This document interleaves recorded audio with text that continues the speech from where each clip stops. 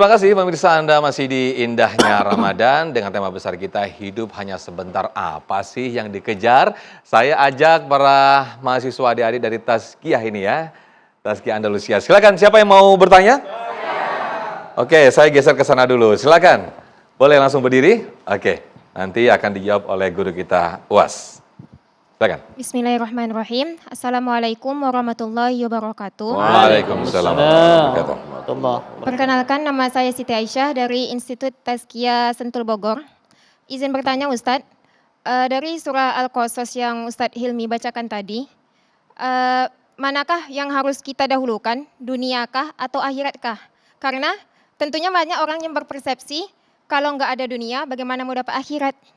Sekian Ustadz, mohon penjelasannya. Baik, terima kasih. UAS, fadhal. Kalau adik-adik kuliah, lalu kemudian ngurus ijazah, itu bukan berarti mendahulukan dunia daripada akhirat. Jadi jangan nanti setelah 8 semester nggak ngurus ijazah. Pas ditanya, ente nggak ngurus ijazah, yang penting akhirat. Karena kita masih tinggal di dunia. Begitu juga kalau kita menikah, niatnya lillah seperti yang disampaikan guru kita, Ustadz Hilmi Firdausi, bukan berarti nggak ngelihat wajahnya. Karena itu sunnah, ngelihat wajah dan telapak tangan.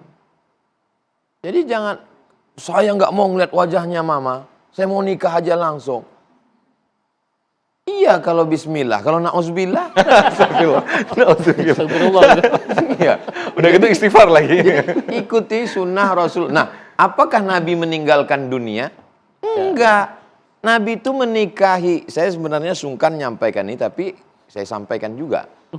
Sungkannya kenapa? Karena ini nanti membuat detak jantung adik-adik yang laki-laki agak kurang normal sedikit. Memangnya informasinya tentang apa Ustadz? Nabi menikahi Khadijah, maharnya isyruna bakarah, 20 ekor onta. Satu ekor onta itu harganya 50 juta. Kali 20 ekor 1 miliar. Gimana suasana jantung kalian? Mundur pelan-pelan nih kayaknya nih. Jadi akhirnya sila, Nabi mengajarkan dia bisnis, dia usaha, tapi itu tidak masuk ke dalam hatinya. Ketika Nabi Sulaiman alaihissalam dengan kekayaannya, dengan istananya, apa kata dia? Hadza min fadli rabbi liyabluwani aashkur am akfur. Saya baca dalam buku Ensiklopedia Ekonomi Syariah bagaimana harta warisan Abdurrahman bin Auf 6 triliun. Ustadz baca di buku siapa? Ensiklopedia Ekonomi. Yang nulis siapa? Guru kalian, Profesor Dr. Syafi'i Antonio. Ustadz dapat buku dari mana? Beliau yang ngasih. Jadi jangan nanti setelah tamat ditanya, gimana bisnisnya adik-adik? Serahkan pada Allah. Ulama-ulama yang mengejar akhirat itu, dia tidak meninggalkan dunia. Imam Malik bin Anas punya kereta kencana di Madinah. Tapi ada imam yang zuhud di Kufah, namanya Imam Sufyan Ats-Tsauri. Dulu imam itu kalau ada yang ingin disampaikan, dia kirim surat. Bukan update status nyindir di medsos. Imam Sufyan Ats-Tsauri ngirim surat. Malik, kenapa kamu punya kereta kencana? Kamu kan ulama. Apa kata Imam Malik bin Anas? Aku memang punya kereta kencana, tapi nggak pernah aku naiki. Aku malu di atas kereta kencana, sementara di bawah tanah itu ada jasad Sayyidina Muhammad sallallahu alaihi wasallam.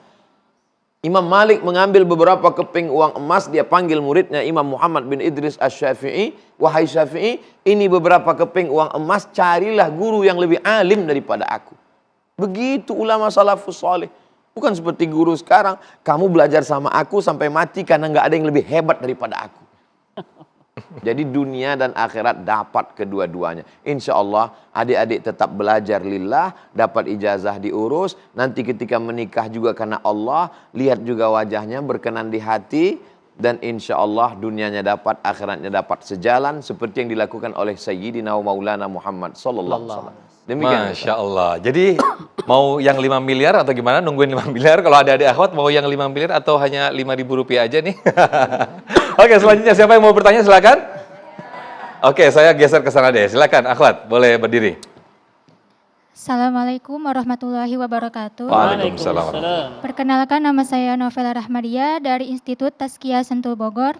Izin bertanya Ustadz, jika hidup kita di dunia hanya sebentar dan tujuan kita yang terakhir adalah akhirat, bagaimana kita harus seimbangkan dunia dan akhirat? Apa yang sebaiknya kita lakukan untuk menyeimbangkan keduanya? Sementara iman kita selalu naik turun. Terima kasih. Assalamualaikum warahmatullahi wabarakatuh. Waalaikumsalam warahmatullahi. Silakan Ustaz Hilmi Firdaus. Ya, betul ya. Boleh. Kalau masih hidup imannya naik turun ya. Al-imanu yazid wa yanqus. Yazidu bit ta'ah wa yanqusu bil ma'siyah. Ya. Naik kalau kita taat naik itu. Adik-adik semua kalau sedang ngaji gini naik semua imannya. Masya Allah. Entar pulang ke kosan ya, gitu deh, gitu ya. Ya. Gimana cara menyeimbangkannya? Betul sekali. Mbak siapa namanya? Mbak Novel. Ya itulah namanya ya, gitu ya. Mbak, ya. Jadi bagaimana untuk menyeimbangkan? Nah, inilah pentingnya kita kumpul sama teman-teman yang soleh. Teman-teman yang soleh jadi reminder buat kita. Kita ini ya, iman kita kan naik turun ya. Kadang kalau lagi naik sih alhamdulillah. Kadang kalau pas turun ya, apalagi mahasiswa sekarang. Godaannya dahsyat sekali, banyak sekali. Nah, kita perlu reminder. Makanya saya menganjurkan pada antum-antum semuanya, ya ikutlah komunitas yang baik-baik. Kalau di Tazkiyah itu banyak. Ya, karena saya ngisi di sana juga insya Allah ya. Dan saya kenal dengan begitu banyak senior-senior antum menjadi imam di sana itu. Mereka kumpul tiap hari sama orang-orang baik. Kenapa sih demikian? Karena kalau kita sendirian nih kita sama setan kalah terus. Ya. Kita head to head sama setan itu kita kalah. Kita ini bukan Umar bin Khattab. Umar bin Khattab tuh kalau papasan sama setan minggir. Takut sama umat. Kalau kita ketemu setan pelukan. Nauzubillah. Ya begitu ya. Jadi banyak-banyak jamaah, banyak-banyak teman ya ikut kajian segala macam, dekat dengan ulama, dekat orang-orang soleh. Itu menjadi reminder buat kita. Supaya kita apa? Supaya kita nggak lupa eling lah gitu ya. Para sahabat pun demikian. Ketika dekat dengan Rasul, naik iman mereka, mikir akhirat. Ketika kembali sama keluarga, nah turun. Makanya perlu ada penyeimbang. Bukan berarti kita nggak boleh keluar, nggak juga. Ya, karena aktivitas dunia kita itu bisa juga jadi ladang ibadah buat kita. Seimbangkan saja. Ya, seimbangkan saja. Ketika antum sudah mulai agak berat sedikit ke dunia, nah ada yang mengingatkan. Bro, kok ente udah lama sih nggak ngaji. Sis, kenapa nih kalau mau banget pada seringan ke mall dan sebagainya itu ada yang mengingatkan. Itu penting punya teman. Ya, kalau lagi jamaah gini kan Anda nggak berani macam-macam ya. Ada nggak yang berani di sini buka HP, ngeliat gambar-gambar aneh lagi jamaah? Nggak ada yang berani. Coba kalau di kamar sendirian, nggak tahu apa yang dilihat. Ya, itulah penting kita berjamaah. Ikut komunitas, saya senang tuh ada one day one juz, gitu ya. Ada yang ikut di sini ya, one day one juz. Dipaksa ngaji 1 juz. Ya, bukan karena Allah, nggak apa-apa dulu. Dipaksa dulu, minimal Anda malu dulu sama manusia.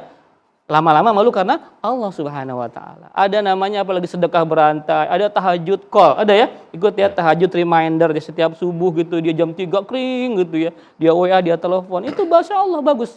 Ya untuk menjaga ruhiyah kita. Ini kita ini kan naik turun ya. Harus ada yang mengingatkan. Itulah guna teman yang soleh. Insya Allah berteman dengan orang soleh kita seperti berteman dengan penjual minyak wangi, kebagian kita wanginya. Tapi kita sebaliknya berteman dengan orang yang salah itu seperti berteman dengan pandai besi, tukang las. Kita kebagian cipratan apinya atau bau sangitnya. Demikian Mas Sofyan. Baik, Masya Allah, itulah yang diingatkan dulu wali-wali kita bahwa wong kang soleh kumpulon. Kita berkumpul dengan orang soleh sehingga iman kita selalu terjaga. Sehingga tadi apa yang ditanyakan insya Allah terjawab. Sehingga seimbang antara dunia dan juga akhirat. Nanti di segmen berikutnya saya masih akan undang para jamaah yang di sini untuk bertanya langsung dengan guru-guru kita. Sesaat lagi kita lanjutkan sahur lagi. Silakan Ustadz, fadhol Ustadz. Ayo adik-adik yang mau sahur, lanjutkan sahurnya silakan.